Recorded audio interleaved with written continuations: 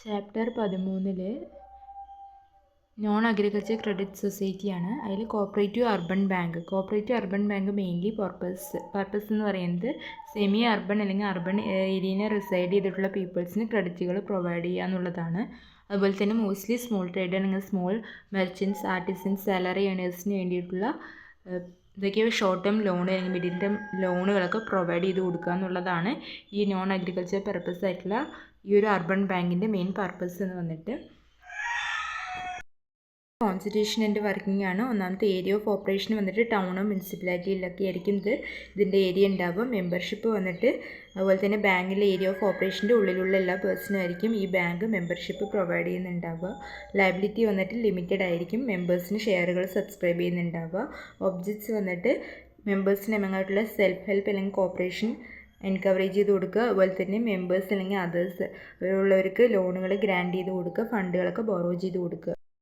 Reasonable rate of ഇൻട്രസ്റ്റിൽ ലോണുകൾ അഡ്വാൻസായി മെമ്പേഴ്സിന് കൊടുക്കുക. അതുപോലെ തന്നെ ജനറൽ ബാങ്കിങ് ബിസിനസ് ക്യാരി ചെയ്യുക. അതുപോലെ തന്നെ സ്മോൾ സ്കെയിൽ ഇൻഡസ്ട്രി ഓഫ് മെമ്പേഴ്സിന് വേണ്ടിയിട്ടുള്ള ഹെൽപ്പുകൾ കൊടുക്കുക. അതുപോലെ തന്നെ ഡിസ്കൗണ്ട് ചെക്കുകൾ, അതുപോലെ തന്നെ ആ മെമ്പേഴ്സിന് വേണ്ടിയിട്ടുള്ള ബിൽസ് ഒക്കെ അപ്രൂവ് ചെയ്ത് കൊടുക്കുക. അതുപോലെ തന്നെ വാല്യുബിൾ ആയിട്ടുള്ള ഡോക്യുമെൻറ്റ്സ് സേഫ് കസ്റ്റഡി ചെയ്ത് വെക്കുക. അതുപോലെ തന്നെ സെൽഫ് എംപ്ലോയിഡ് പേഴ്സണിന് വേണ്ടിയിട്ടുള്ള ഓൺ ബിസിനസ്സൊക്കെ ചെയ്യാൻ വേണ്ടി ഫിനാൻഷ്യൽ ടെക്നിക്കൽ ഹെൽപ്പുകൾ ചെയ്യുക എന്നൊക്കെയാണ്.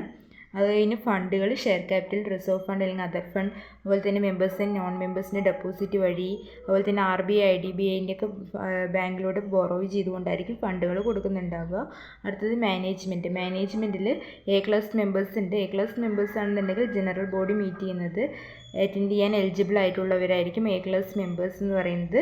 അവിടെ 9 to 50 മെമ്പേഴ്സ് ആയിരിക്കും ജനറൽ ബോഡിയിൽ എലക്ട് ചെയ്യുന്നുണ്ടാവുക. ഡേ ടു ഡേയിൽ മാനേജ്മെൻറ്റ് വെസ്റ്റ് ചെയ്യുന്നുണ്ടാവുക. പിന്നെ അർബൻ കോപ്പറേറ്റീവ് ബാങ്കിൻ്റെ ഫംഗ്ഷൻ വന്നിട്ട് മെമ്പേഴ്സ് ആൻഡ് നോൺ മെമ്പേഴ്സിന് അഡ്വാൻസ് ആയിട്ടുള്ള ലോണുകൾ കൊടുക്കുക, ഡെപ്പോസിറ്റുകൾ അക്സെപ്റ്റ് ചെയ്യുക. അതുപോലെ തന്നെ അതിൻ്റെ യൂസ്ഫുൾ പർപ്പസിന് വേണ്ടിയിട്ട് മെമ്പേഴ്സ് ആൻഡ് കസ്റ്റമേഴ്സിന് വേണ്ടിയിട്ടുള്ള ബാങ്കിന് എല്ലാ ടൈപ്സ് ഓഫ് ബാങ്കിങ് ഫെസിലിറ്റീസുകളും പ്രൊവൈഡ് ചെയ്ത് കൊടുക്കുക എന്നുള്ളതാണ്. അതുപോലെ തന്നെ കുറേ ലോൺസുകളൊക്കെ ഗ്രാൻഡ് ചെയ്യുന്നത് ഈ ഒരു പോയിൻറ്റ്സിലൂടെയാണ് കേട്ടോ. ഇത് ഓരോ ചിലവുകളിലൂടെയായിരിക്കും. Education expense, ceremonial expense, consumption പർപ്പസിനൊക്കെ വേണ്ടിയിട്ടായിരിക്കും. അത് ജസ്റ്റ് വായിച്ചാൽ മതി. എംപ്ലോയീസ് കോപ്പറേറ്റീവ് ക്രെഡിറ്റ് സൊസൈറ്റിയാണ്. എംപ്ലോയീസ് കോപ്പറേറ്റീവ് ക്രെഡിറ്റ് സൊസൈറ്റി എന്ന് പറഞ്ഞു കഴിഞ്ഞാൽ അവിടെ മെയിൻ ഒബ്ജക്റ്റ് വന്നിട്ട് അതായത് മെമ്പേഴ്സിന് വേണ്ടിയിട്ടുള്ള ക്രെഡിറ്റുകൾ പ്രൊവൈഡ് ചെയ്ത് കൊടുക്കുക, അവർക്ക് വേണ്ടിയിട്ടുള്ള സേവിങ്സ് ആൻഡ് ത്രിഫ്റ്റുകളൊക്കെ പ്രൊമോട്ട് ചെയ്യുക എന്നുള്ളതായിരുന്നു ഈ ഒരു എംപ്ലോയീസ് കോപ്പറേറ്റീവ് ക്രെഡിറ്റ് സൊസൈറ്റീൻ്റെ ഒബ്ജക്ട്സ് വന്നിട്ട്. ഇതാണ് PS ലോൺ. അതായത് PS ലോൺ എന്ന് പറഞ്ഞാൽ പേഴ്സണൽ സെക്യൂരിറ്റി ലോണാണ്. അതായത് employees cooperative credit society give ചെയ്യുന്ന ലോണുകളാണ്. അതുപോലെ തന്നെ ഈ ഒരു സാലറിൻ്റെ സെക്യൂരിറ്റി എംപ്ലോയീസ് മെമ്പേഴ്സിൻ്റെ സാലറി സെക്യൂരിറ്റി നോക്കിയിട്ടായിരിക്കും ഈ ലോണുകൾ ഗിവൺ ചെയ്ത് കൊടുക്കുക. അതുപോലെ തന്നെ ടോട്ടൽ മന്ത്ലി സാലറീനെ എക്സീഡിങ് ചെയ്യാതെയായിരിക്കും അവർ ഈ ടോട്ടൽ മന്ത്ലി റെമിറ്റൻസ് ചെയ്യുന്നുണ്ടാവുക. അതുപോലെ തന്നെ ഹൗസിംഗ് സൊസൈറ്റി പറഞ്ഞാൽ ലോ ആൻഡ് മിഡിൽ ഇൻകം ഗ്രൂപ്പിന് ബിലോങ് ചെയ്തിട്ട് അവരുടെ പേഴ്സൺസിൻ്റെ ഹൗസിംഗ് പ്രോബ്ലംസ് സോൾവ് ചെയ്യാൻ വേണ്ടിയിട്ടായിരിക്കും ഈ ഒരു കോപ്പറേറ്റീവ് ഹൗസിംഗ് സൊസൈറ്റി ഓർഗനൈസ് ചെയ്യുന്നത്. ഫെയർ ആൻഡ് റീസണബിൾ റെൻറ്റിൽ അവർക്ക് വേണ്ടിയുള്ള അക്കോമഡേഷൻസ് ഒക്കെ പ്രൊവൈഡ് ചെയ്ത് കൊടുക്കുക, ഓണർഷിപ്പൊക്കെ സെക്യൂർ ചെയ്ത് കൊടുക്കുക ഹൗസിന് വേണ്ടിയിട്ടുള്ളത്. പിന്നെ പ്രൈമറി ഹൗസിംഗ് സൊസൈറ്റിയാണ്. ഹൗസിംഗ് സൊസൈറ്റി എന്ന് പറഞ്ഞു കഴിഞ്ഞാൽ fairly large numbers of houses ഒക്കെ ഉണ്ടാവും. ഇപ്പോൾ റൂറൽ ആൻഡ് സെമി അർബൺ ഏരിയാസുകളിലും മുനിസിപ്പലിലൊക്കെ ഓർഗനൈസ് ചെയ്യുന്ന ഹൗസിംഗ് കോപ്പറേറ്റീവ് സൊസൈറ്റീസുകളൊക്കെ അവർക്ക് ഓർഗനൈസ് ചെയ്ത് കൊടുക്കുക.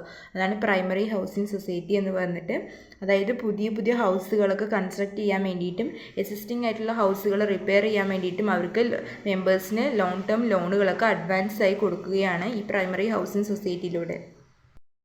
ഇത് Kerala state cooperative housing federation, അതായത് ഹൗസ് ഫെഡ് എന്ന് പറയും. ഇത് സ്റ്റാർട്ട് ചെയ്യുന്നത് ഫംഗ്ഷൻ 24 സെപ്റ്റംബർ 1917 അതുപോലെ തന്നെ ആപ്പറ്റ് സൊസൈറ്റി ഓഫ് പ്രൈമറി ഹൗസിംഗ് സൊസൈറ്റിയാണ്. അതുപോലെ തന്നെ ഹെഡ് ക്വാർട്ടർ വന്നിട്ട് കോച്ചിങ്ങിലാണ്.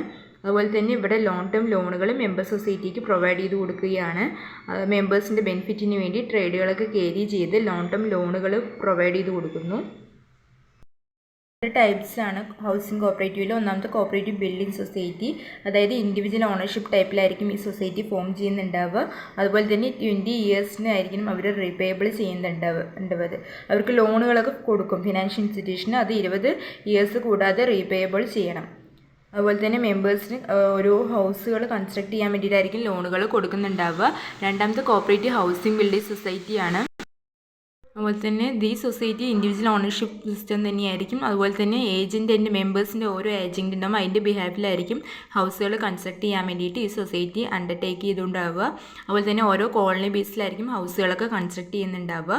മൂന്നാമത്തെ കോപ്പറേറ്റീവ് ഹൗസ് കൺസ്ട്രക്ഷൻ സൊസൈറ്റിയാണ്. ഇത് പാർട്ട്ണർഷിപ്പ് ടെനൻസി സിസ്റ്റത്തിൻ്റെ ബേസിക്കലായിരിക്കും. ഓരോ ഹയർ പർച്ചേസ് സിസ്റ്റം മെമ്പേഴ്സിന് ഓരോ റെൻറ്റിലും ഹൗസുകൾ കൺസ്ട്രക്ട് ചെയ്യാൻ വേണ്ടിയിട്ട് അക്വേറ്റ് സൈറ്റിലൊക്കെ ആയിരിക്കും അക്വേറ്റ് ചെയ്ത് കൊടുക്കുക. അതുപോലെ തന്നെ നാലാമത്തെ ടെനൻസി ഹൗസിംഗ് കോപ്പറേറ്റീവ് സൊസൈറ്റിയാണ്. ഓരോ പ്ലാനിന് അക്കോർഡ് ചെയ്തിട്ടായിരിക്കും ഹൗസുകൾ കൺസ്ട്രക്ട് ചെയ്യാൻ വേണ്ടി അക്വയർ ചെയ്ത് കൊടുക്കുന്നുണ്ടാവുക. പിന്നെ കോപ്പറേറ്റീവ് ടൗൺഷിപ്പ്, അതായത് ഓരോ ടൗണുകളിലൊക്കെ ആയിരിക്കും കൺജസ്റ്റ് ചെയ്ത് കൊടുക്കുന്നുണ്ടാവുക. അടുത്ത ആറാമത്തെ കോപ്പറേറ്റീവ് ഹൗസ് മോർട്ട്ഗേജ് ബാങ്ക്. പിന്നെ അതിൻ്റെ ഗുണങ്ങളൊക്കെയാണ് ലോ ആൻഡ് മിഡിൽ ഇൻകം ഗ്രൂപ്പുകൾക്ക് വേണ്ടിയിട്ടുള്ള ഹെൽപ്പുകൾ ചെയ്യുക. അതുപോലെ തന്നെ അവർക്ക് വേണ്ടിയിട്ടുള്ള ഈസി ഇൻസ്റ്റാൾമെൻറ്റ് വേയിലൊക്കെ ലോണുകളൊക്കെ പ്രൊവൈഡ് ചെയ്ത് കൊടുക്കുക. അതുപോലെ തന്നെ ഹൗസിംഗ് ഷോർട്ടേജസ് ഒക്കെ ഉണ്ടാകും ടൗൺ ആൻഡ് സിറ്റിയിൽ. അപ്പോൾ പ്രോബ്ലമൊക്കെ സോൾവ് ചെയ്യുക എന്നുള്ളതൊക്കെയാണ്. പിന്നെ പ്രോബ്ലംസ് ഒക്കെയാണ്. പിന്നെ ഹഡ്കോ, അതായത് ഹൗസിംഗ് ആൻഡ് അർബൻ ഡെവലപ്മെൻറ്റ് കോർപ്പറേഷനാണ്. ഇതിൻ്റെ മെയിൻ ഒബ്ജക്റ്റീവ് വന്നിട്ട് റിലേറ്റഡ് പ്രോഗ്രാം അല്ലെങ്കിൽ അർബൻ ഡെവലപ്മെൻറ്റ് ഹൗസിങ്ങിന് വേണ്ടിയിട്ടുള്ള ഫിനാൻസുകൾ കൊടുക്കുക എന്നുള്ളതാണ്. പിന്നെ NHB, അതായത് നാഷണൽ ഹൗസിംഗ് ബാങ്ക് സെറ്റപ്പ് ചെയ്യുന്നത് എപെക്സ് ഇൻസ്റ്റിറ്റ്യൂഷനാണ്.